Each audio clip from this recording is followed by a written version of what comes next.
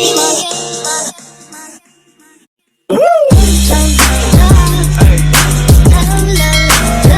Morning বন্ধুরা, কেমন আছেন সবাই? মামস অ্যাক্টিভ ওয়ার্ল্ডে আপনাদেরকে স্বাগত জানাই। আশা করছি সকলেই ভালোই আছেন। সকালটা শুরু হলো আজ 7টি রঙের রামধনু দিয়ে। গতকাল বৃষ্টি হয়েছিল, তাই আকাশে রামধনু দেখা মিলল। দেখুন, ফোনটাও হাতে ছিল, তাই বন্দি করে নিলাম এই দৃশ্যটা আপনাদের দেখাবো বলে। আজকে সকালে মর্নিং ওয়াক করতে বেরিয়েছি। আজকে আর বড় রাস্তায় যাইনি, ভেতরের রাস্তাটা দিয়েই হাঁটছি। ভোরের রোদটা দেখুন কি সুন্দর লাগছে, যখন ঘাসের উপর পড়ে তখন আরও সুন্দর লাগে। দেখুন, সকলেই এই রাস্তাটা দিয়েই সাধারণত হাঁটে। রাস্তাগুলো কি সুন্দর করেছে দেখুন। আগে এখানে সব মাটির রাস্তা ছিল। দেখুন সবুজ ঘাসগুলো কি সুন্দর লাগছে। আর কালকে জগদ্ধাত্রী পুজো হয়েছিল, জগদ্ধাত্রী পুজোর প্যান্ডেল হয়েছে। প্যান্ডেলটা খুবই ছোট, কিন্তু পাখা দিয়ে ডেকোরেশন করেছে বলে প্যান্ডেলটা খুব সুন্দর লাগছে। ঠাকুরটাও খুব সুন্দর লাগছে। আমার মতন আরও দুজন হাঁটতে বেরিয়েছে। সামনেই একটা মোড় পড়ে, সেই মোড় দিয়ে গেলে এই যে এই মোড়টা, এই মোড়টার নাম হচ্ছে বকুলতলার মোড়। এখান দিয়ে সোজা গেলে বকুলতলার মোড় পড়ে। তা ওইদিকে আজকে আর যাবো না, আজকে ভাবছি এদিকেই হাঁটবো। দেখুন পানি ফল চাষ হয়েছে কত। এই পুকুরটায় বরাবর পানি ফল চাষ হয়, আর একটু বেলা হলেই পানি ফলগুলো তুলে ফেলবে সব।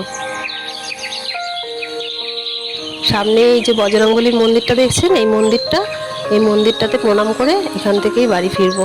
আর চলুন তাহলে এগিয়ে যাওয়া যাক। দুটো হাঁসও রাস্তায় মর্নিং ওয়াক করতে বেরিয়েছে মনে হচ্ছে আমাদের মতো। কতগুলো মাছও ধরেছে বিল থেকে দেখছি। একটা কাঁকড়াও আছে সাথে।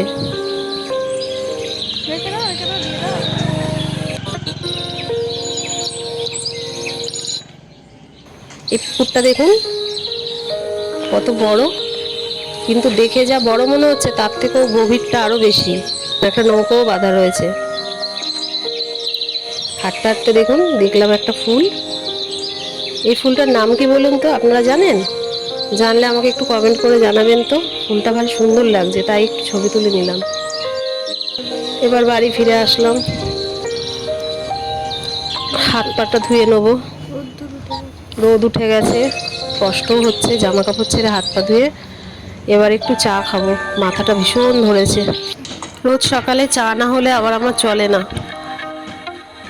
একটু জল দিয়ে নিলাম। তিন্নিটাও এখন ঘুমাচ্ছে।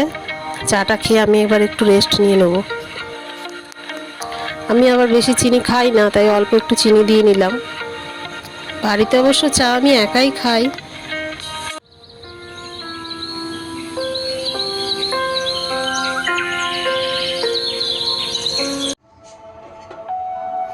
চাটাও হয়ে গেছে, তো চাটা এবার ছেঁকে নিয়ে চাটা খেতে খেতে আমি একটু রেস্ট নিয়ে নেব।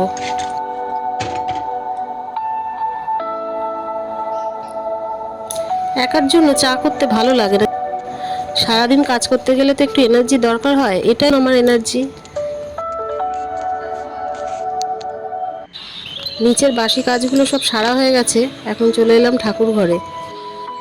এই ঘরটা আমাদের দোতলায় আছে। এখন বাজে সকাল 8টা। এবার জানলাগুলো খুলে দেব।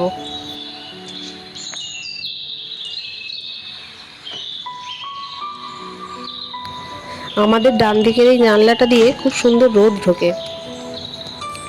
জানলার ছিটকানিগুলো না আটকালে হাওয়া দিলে জানলাটা বাড়ি খাবে। কাচের জানলা তো ভেঙে যাবে, ওই জন্য ছিটকানিগুলো লাগিয়ে দিই।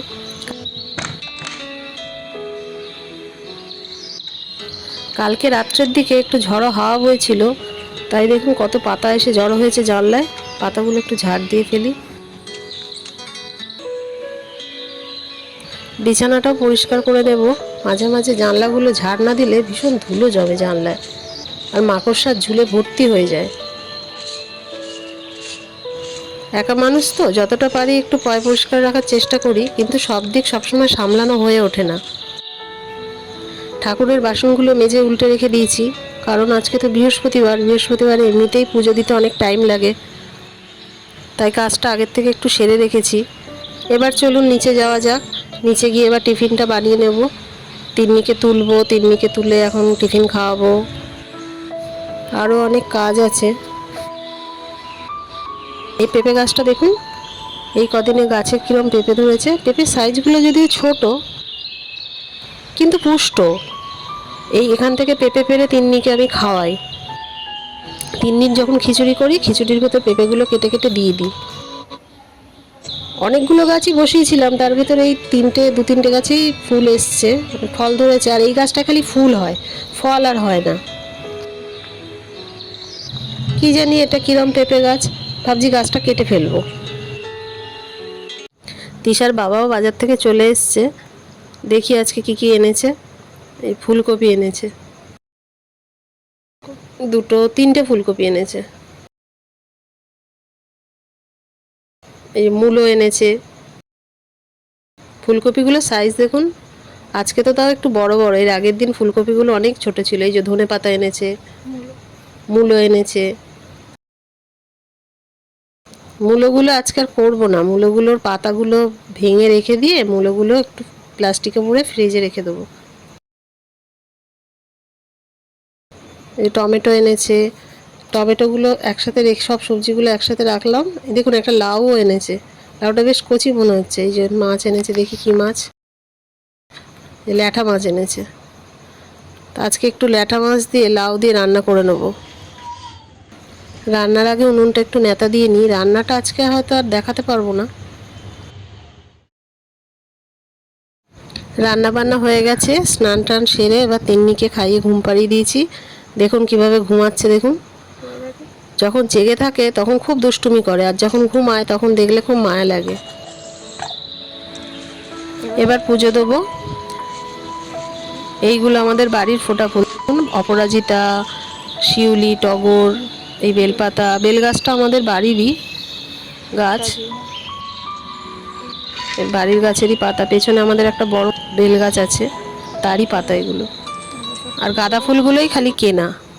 বৃহস্পতিবারে যখনই পুজো দিই না কেন বাড়ির ফোটা ফুল দিয়ে, কিন্তু গাঁদা ফুল না হলে যেন পুজো দেওয়া সম্পূর্ণ হয় না। ফুলগুলো এবার সব নিয়ে নেবো এক জায়গায় করে। বা চলুন তাহলে পুজোটা দিয়ে ফেলি।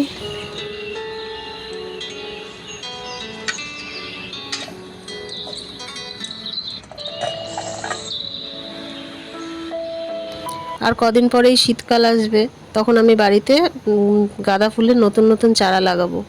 প্রত্যেক বছরই আমি এই গাঁদা ফুলগুলো লাগাই। ফুল গাছ লাগানো আমার একটা নেশা বলতে পারেন।